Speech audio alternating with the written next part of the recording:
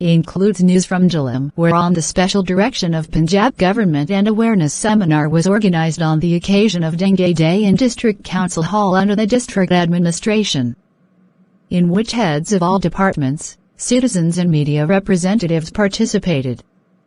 Addressing the participants of the seminar, Deputy Commissioner Kamran Khan said that cleanliness is half faith and eradication of dengue can be made possible only through cleanliness. Cleanliness can prevent many other diseases, take precautions, and avoid going out in the evening, he said.